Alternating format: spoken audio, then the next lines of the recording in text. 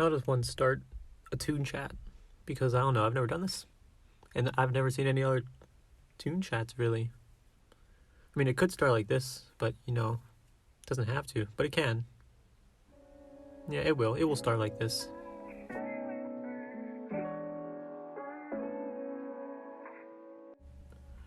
Welcome to the Toon Chat. I am your host, Coleslaw. And look at this. My voice is being portrayed by an avatar. Isn't that cool? Look at this. I'm talking right now, and look, I'll be angry. Look how angry I am. Okay, let's stop dilly-dallying and get started with today's podcast.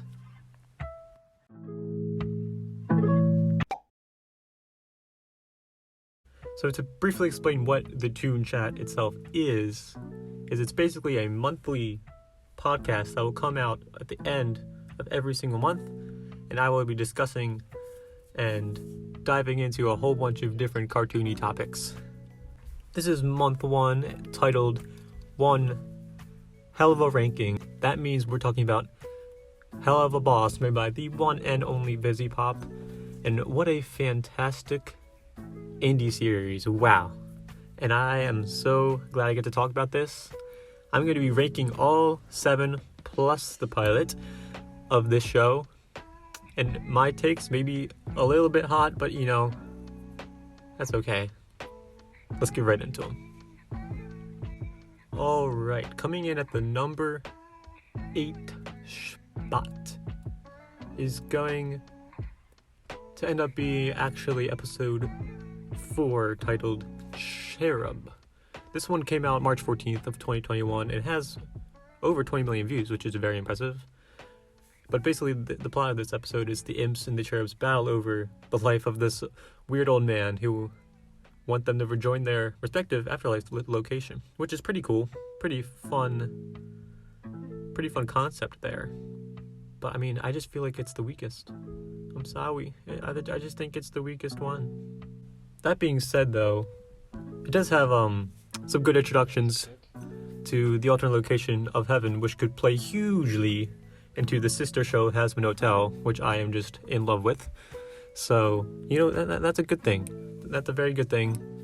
And the cherub as characters, I like their importance and everything, but they're just kind of annoying and unlikable. But I mean, they're the opposite of the IMPs, so who they are is good, but their execution, it's take it or leave it. I'll leave it. Another highlight is the Opera House fight, which is actually very, very good. I keep putting this episode down for it being last, but every episode of this show is great because the show is great. The Opera House fight scene is probably the best part of the episode. I mean, let's be honest. You got this beautifully animated fight scene, and it's put behind opera music. Anytime you do that, it'll be cool. Let's be real here. But what really puts this show at the bottom is just the new character introductions and the jokes. I just don't really think they really hit as hard as some other episodes in this season, because this show is really good, but this one is just good. If you have a just good cartoon episode of Helluva Boss, it's gonna be last. But that just shows you how flippin' very good this show is. And you see, normally the antagonists are people from Blitz's past, and that kind of gets me excited. But these ones just being oh, we're here from a different place, and we're really annoying. It's just, I'm not digging it. I'm not digging it. And the whole story with Lupti and Lyle, as fun as their names are to say, I just don't really see them getting a whole lot of plot points going forward. They don't really make me excited. But what does make me excited? Freaking Moxie Million cat uniforms. That was mwah. Give me more of that, please. Moving right along, we got 7th place, the classic pilot episode. This one came all the way out in 2019 in November. It has the most views out of any episode with 42 million. And this is just a really good introduction to the characters, the dynamics of everyone. and the organization of IMP, of course. This is also like the first good look we get at expanding the setting of Hell, because we get a very good look in Hazbin Hotel. That's like the upper class. We get like the not upper class here. We get to see everywhere else, and just expanding upon that location is very, very good to see. And it would get better as the show goes on, but this is just like our first look, and you love it. The jingle itself, the IMP jingle, that's hecka catchy. I mean, wow. I might just set it as my ringtone. It's that catchy and memorable. It's more memorable than anything that happened in Cherub, I can tell you that. It ends pretty abruptly, of course. Busy Pop just loves to do that. I mean, look at the album.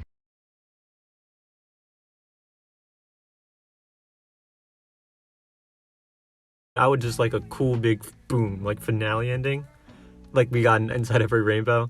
Inside Every Demon is a rainbow, rather. But you know what? The jingle is still catchy as all get out, so I'll give it a pass. We also get like a little snippet or nod to the Oh Millie song, which got its whole video, which is impressive. And that song is just...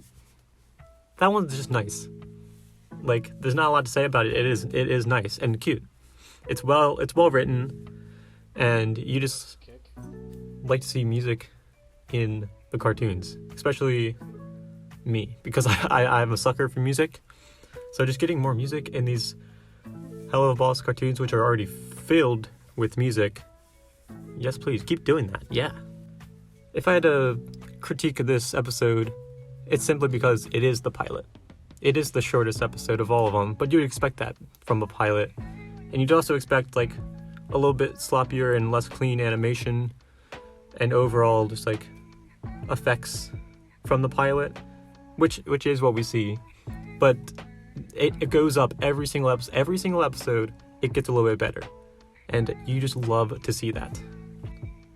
6th place goes to episode V, episode 5, baby. And that's gonna be a Harvest Moon Festival. This episode is just solid, but nothing really sticks out. Probably one of the more forgettable episodes outside of the ending with the gunfire fight. It just kind of exists, which I mean is fine. An episode can just exist, but that just shows you how good the upcoming episodes are good about. Do you think I'm excited for the upcoming episodes I'm going to talk about? Because I am. Don't know if you could tell. This episode also has around 20 million views, and it's about Millie visiting her parents, which actually, I like that. I like getting to see the family tree of some of the characters. That's always nice. And Stryker, one of Blitz's old companions, which, I mean, saying Blitz's old companions happens a lot, so get used to hearing that. The best part of this episode is probably like right at the end when we see the plot twist of Stella, which is Stolas' wife, hiring Stryker to kill her husband. That's like a really good plot point, I think. And I mean, I almost forgot it because I said this episode is forgettable, but that is actually a huge point. The introduction of Millie's parents, while is a good idea, her parents just aren't too memorable, kind of cliche, kind of just like there to have the setting exist of the festival. It is a nice setting though. I like all the festival feels, nice autumny feel. It's really nice. But I mean, this is probably the most average of the episodes. There's nothing strikingly bad, but there's nothing like whoa other than that gunfire fight. Don't forget about that gunfire fight. So yeah, nothing really much else to say about that episode. But then this is like jumping a tier here. The rest of these episodes are actually like I view them as much better. And in 5th place, you got episode 1 with Murder Family. This one is just Busy Pop having fun. I mean, you can really see that in this one and the one following. But this one came out on Halloween 2020, has 36 million views. And it is just the IMP just getting into hijinks. Like, that's always just fun. I feel like the jokes really land. There are so many laugh out loud moments in this episode, especially with Stolas and Blitz. Oh my goodness, it's hilarious. The school song written by the one and only Perry Grip is really fun. It's full of lots of energy. And we get a first good look of IMP doing their job. which is actually, it's fun. It's always fun to watch because their job is fun, of course.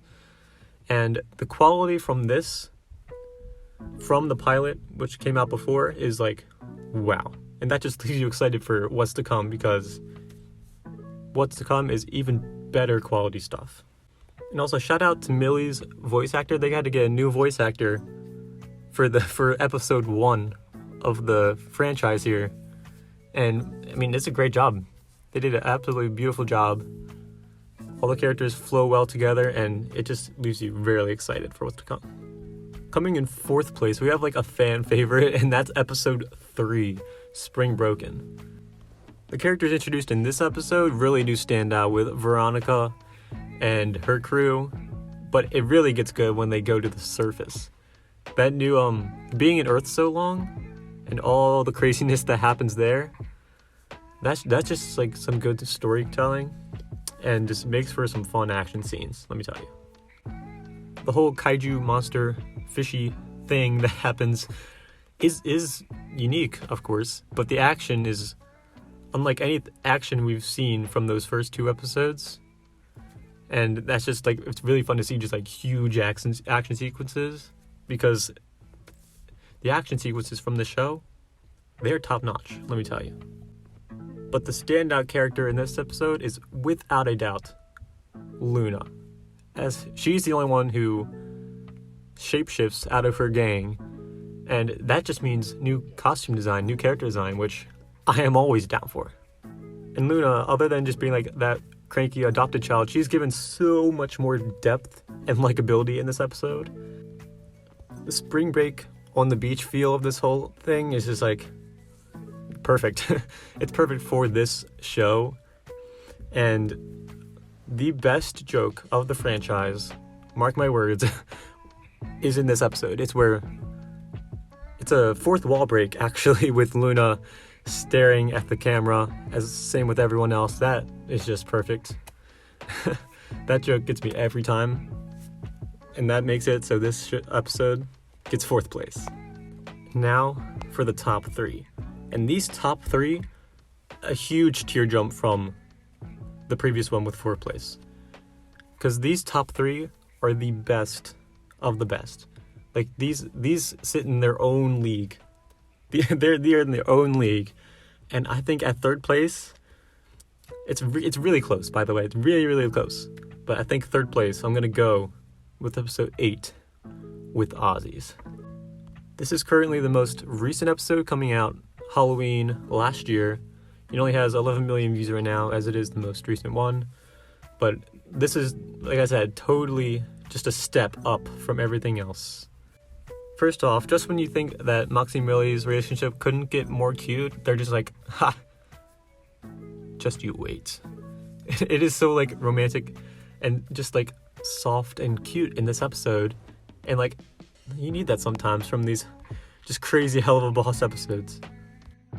But the showstopper, of course, here is the James Monroe Iglehart, the genie himself on Broadway. He puts on a rocking performance, let me tell you. Oh my goodness, it is fantastic. That music video scene is one of the best Vizzy Papa's ever made, and she's made a lot of good ones. Oh my goodness, I'm just realizing, wow.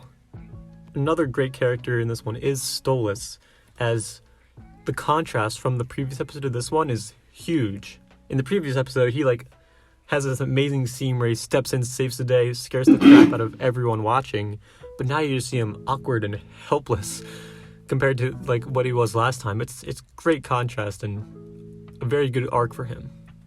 And I think the best scene from this episode is not the great music video scene, not the great scenes with Mox and Mill.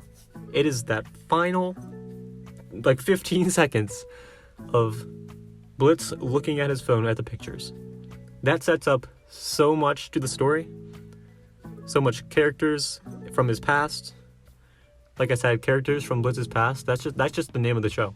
Just name the show Characters from Blitz's Past, because that's what the show is. But I mean, that's where the money's at. That's some good stuff.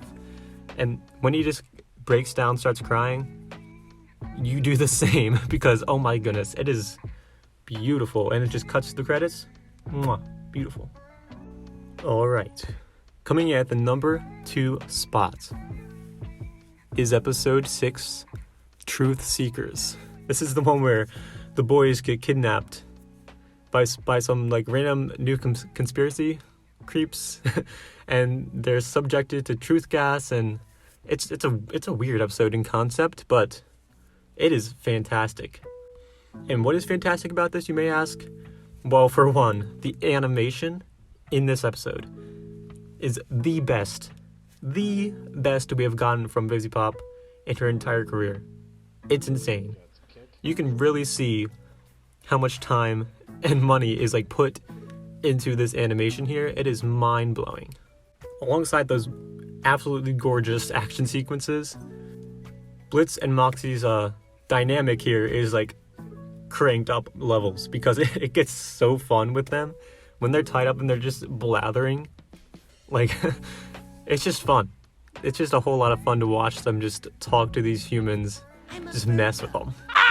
But I think the most memorable part of this entire just like stacked full episode is the music video. It is so strange, but like it's unique, and it just leaves you wanting more. Because that first part of Moxie's hallucination with like the Disney level animation and just style to it, it is so good. Like, I legit thought I was watching a Disney episode. I was like, is this on Disney Plus right now? No, it's on YouTube, an indie project. That's when your mind really becomes blown. You compare that beautiful Disney-esque animation to Blitz's just wacky, like, rock and roll music. His hallucination, while I don't think as musically or visually as appealing, story-wise, is a whole lot better than Moxie's, and is just a very good look into Blitz's character. I think the best way to put it is you got Moxie's like Hamilton-y music mashup over there, and then it switches to like nightmare creepiness with Blitz's, and you know, those worked good together. You wouldn't probably have thought that, but you know, it does. In VivziePop's weird way, it does work. And then following that music video, you get this incredibly smooth animation with the choreographed fight scene. There's like continuous shots. You got the background moving. Like, that is some high-end stuff. Like, you don't see that from YouTube very often. This is like a once-in-a-lifetime show. And then finally, you got that cherry on top with Stolas's entrance. And if you think you've seen a good entrance before, then you haven't, because you haven't seen this one. Like, this is another level. This entrance somehow is unnerving, but so grand at the same time. Like, Stolas hasn't had this. You didn't realize how powerful Stolas is until you see this. He is my favorite character, and this is just another showing of that. Alright, and we've got to it. The number 1 spot. And now let me just say this. I think the episode 6 and 7 from second and third place, I think the quality of those, in like as terms of animation goes, maybe a little bit of storytelling, is better than this first place show episode. But I gotta stick true to myself, because this first place episode is just, it's perfect. There's nothing wrong with this episode. Everything hits. Coming in at the number 1 spot is episode 2, Lululand. This one came out December of 2020, has around 30 million views. And, I mean, the plot is simply just Stolas hires IMP to be his bodyguard as he takes his daughter to an off-brand theme park. Okay, so that sounds like a fun time. But oh, just you wait. This gets so good, and it just starts. It starts immediately. It starts, and you're like, this is the best episode. Because that opening sequence, oh my goodness, it just hits you immediately as being one of the best opening sequence from an episode of a cartoon, like ever that exists in this indie cartoon. I'm gonna say the word indie cartoon a lot because it is mind-blowing. If you might have been blown by this cartoon yet, then you gotta rewatch it because you're doing something wrong. That first scene with "You Will Be Okay" is one of, if not the most beautifully animated, just beautifully sung the vibe it gives off, the energy, it's one of the best ever. I think probably the best animated music video ever. Because you got the gorgeous audibles of Sanhaft putting together this beautiful piece of music mixed with those galaxy visuals. It sweeps you away. Really, it does. If this banger of a song is not on your playlist after you watch this episode, then what are you doing? This is like groundbreaking stuff that we're listening to. It's insane. By and far the best scene VivziePop and her crew have made thus far. Maybe not quality-wise, but just like overall, just vibe giving off, like remembering after, best scene. And yeah, we're not even like 7 minutes into this episode yet, and it gets good after that too. It doesn't quite hit "You Will Be Okay" levels of good, but it stays very solid. As we get like a dive into Stolas and his relationship to his daughter, which is very, very well written. I'm impressed with the writers on this episode. They deserve a raise. You heard it here first. And then we get to this really fun setting of the off-brand carnival. Like, what a fun setting to be in. That's perfect for the setting of hell of this world. And then it just brings in so many fun characters and interactions. Like, it's perfect. And one of those unique characters is probably one of the best antagonists of the show with Robo Fizz. He's just an awesome antagonist for this series. He takes on that unique old school like bebop, you know that feel? Like Cuphead. He gives some Cuphead vibes, but like creepier Cuphead. Yeah, I'm down for that. But then this episode ends as strong as it started. You have Stolas just struggling mightily to have this conversation about his life with his daughter, and it is just heart-wrenching. Oh my goodness. But then you see ultimately his love and just deep down feelings for his daughter, and just the love he has is relentless and strong. And you really see that with a scene where the soundtrack just hits its peak. And then Stolas just straight up Medusas this like little ass hacker dude. And that just like culminates perfectly. You realize everything just like comes together at this point perfectly. It like fits as like a perfect little puzzle. It's so good. So good. So there you have it. There's my top 10. This isn't 10. What? How many? There's 8. I can't count. That's okay. It's top 8 episodes of Helluva Boss. If you haven't watched this show yet, and you're old enough, then definitely give it a watch. Oh my goodness. Especially episode 2. It's my fave. I hope it's your fave. Alright, that was a lot of fun talking about that great show. I just want more out of VivziePop. All of her stuff is just, yes, give me more. But aside from that, there is one more thing I want to talk about, because we got a segment I like to call What the Heck Happened Last Month? That's not what it's called. I guess it can be called that. Yeah, sure. It's called that.